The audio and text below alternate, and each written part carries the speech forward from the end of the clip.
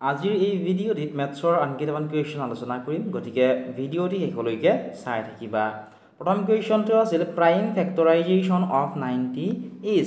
অৰ্থাৎ 90ৰ মৌলিক উৎপাদক বিশ্লেষণ হ'ল 90ৰ যদি মৌলিক উৎপাদক বিশ্লেষণ কৰা হয় ইয়াৰ কোনটো শুদ্ধ হ'ব সুধিছে গতিকে প্ৰথমতে তোমালোকে নিজে চেষ্টা কৰা ইয়াৰ আনসাৰটো উলিয়াবলৈ আৰু যদি পাৰিছা আমাক কমেন্ট সেকশনত জনোৱা একেবাৰে ইজি হয় ইয়াৰ আনসাৰটো যেটো 90ৰ মৌলিক উৎপাদক বিশ্লেষণ কৰিবলৈ গৈছে গতিকে চাই যোৱা তোমালোকে 90টো এনে ধৰণে লিখি লবা ঠিক আছে 90টো এনে ধৰণে লিখি ললা এতিয়া আমি কি কৰিম এতিয়া এই 90টোক আটাইতকৈ সৰু কি সংখ্যাৰে হৰণ কৰিব পাৰি আমি চাম যেহেতু এককৰ স্থানত শূন্য আছে কাৰণ একেৰেটো হৰণ কৰিলে আমি এইটোৱে পাম হয়নে গতিকে একৰ পিছত 2 পাও যে 2 এৰে হৰণ যাবনে যদি এককৰ স্থানত 0 2 4 6 8 থাকে তেতিয়া হলে সংখ্যাটো 2 এৰে হৰণ যাব গতিকে 2 এৰে কিমান প্ৰথমতে এটা হৰণ কৰিম 2 4 গুণ কিমান হ'ব 8 হয়নে 9 ৰ পৰা যেতিয়া 8 বিয়োগ হ'ব 9 ৰ পৰা যেতিয়া 8 বিয়োগ কৰা যাব কিমান ৰব 1 সেই ৰৈ যোৱা একটো এই শূন্যটোৰ লগ লাগিব ঠিক আছে শূন্যটোৰ লগ লাগি কিমান হ'ল 10 এতিয়া 2 এৰে সেই 10 কেইবাৰ যাব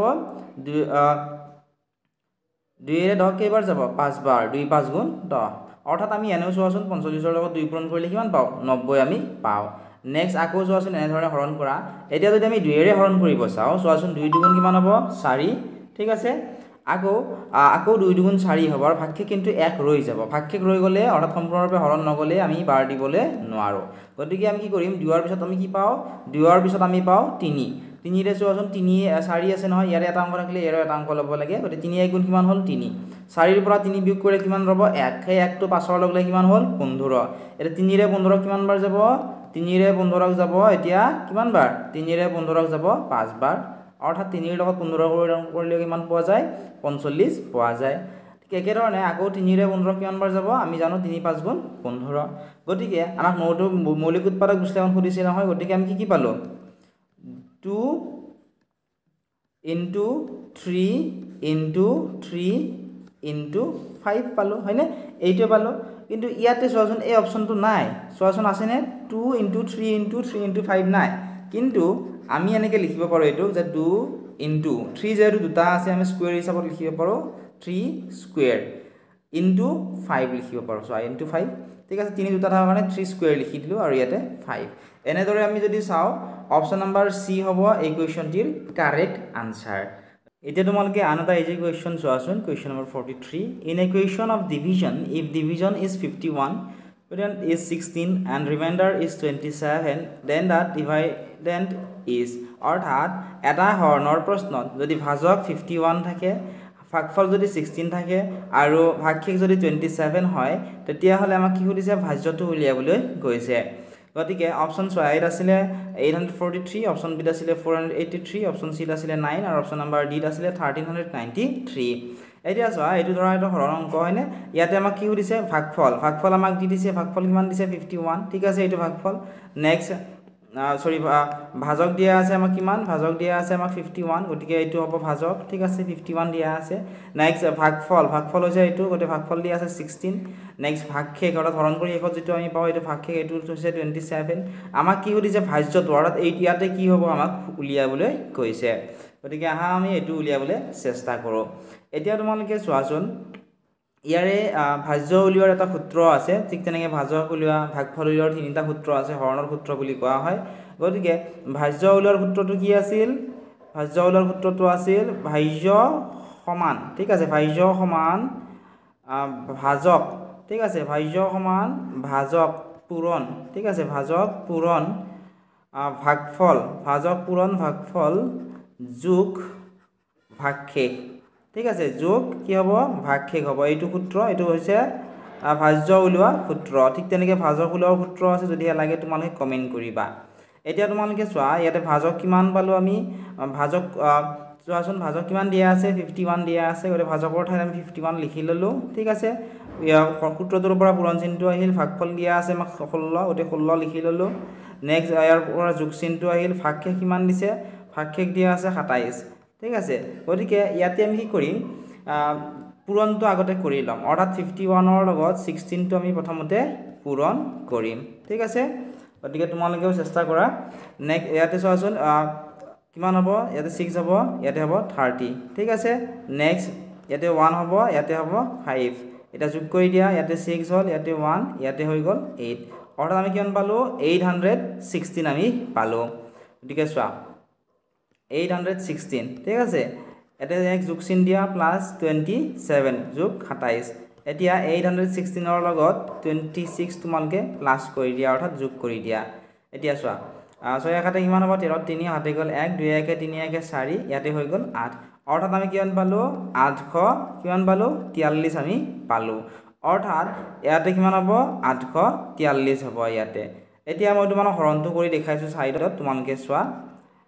843 যদি আমি হৰণ কৰো 51 এৰে এই ভাগফল আৰু ভাগশেষ একেটা পামনে আমি চাও ঠিক আছে ইয়াতে চোৱাচোন এবাৰ যাব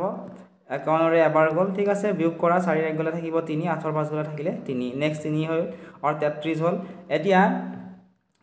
কিমান বাৰ যাব চোৱাচোন 6 বাৰ যাব 51 পূৰণ 6 51ক তোমালকে 6 এৰে পূৰণ কৰাচোন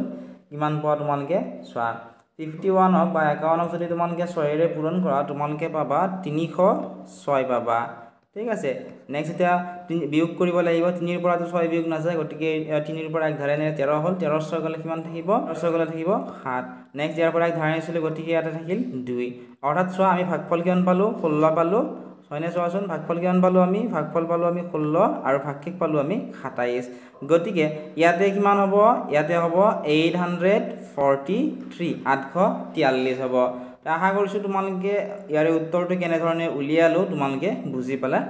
এনেকুৱা ধৰণৰ দিলে তোমালকে মোৰ সূত্ৰটো মনত ৰাখিলে হ'ব ভাজ্য উলিয়া সূত্ৰ ভাজক উলিয়া সূত্ৰ আৰু ভাগফল উলিয়া সূত্ৰ তিনিটা সূত্ৰ আছে এই তিনিটা সূত্ৰ মনত ৰাখিলে হ'ব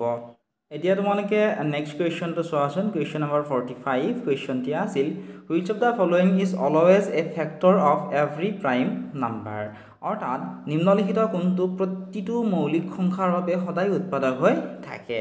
অপশন এ আছিল 1 অপশন বি আছিল 2 অপশন সি আছিল 4 আৰু অপশন নম্বৰ ডি আছিল 7 এটা প্ৰথমতে নিজে চেষ্টা কৰা তোমালকে আনসাৰটো উলিয়াবলৈ এইটো একেবাৰে ইজি কোৱেশ্চন হয় গতিকে নিম্নলিখিত কোনটো প্ৰতিটো মৌলিক সংখ্যাৰ বাবে সদায় উৎপাদক হৈ থাকে সুধিছে গতিকে এতিয়া আমি যেটো মৌলিক সংখ্যাৰ বাবে বুলি কৈছে আমি মৌলিক সংখ্যা তোমালকে চোৱাচোন যিকোনো এটা মৌলিক সংখ্যা হল যেনে 3 ৰ যদি আমি উৎপাদক উলিয়াও আমি কি পাম 1 পূৰণ 3 অৰ্থাৎ ইয়াৰ উৎপাদক আমি কি পালো উৎপাদক আমি পালো 1 আৰু 3 পালো হয়নে উৎপাদক আমি পালো 1 আৰু 3 ঠিক একে ধৰণে আনটা যদি আমি মৌলিক সংখ্যা লও যেনে 11 যদি লও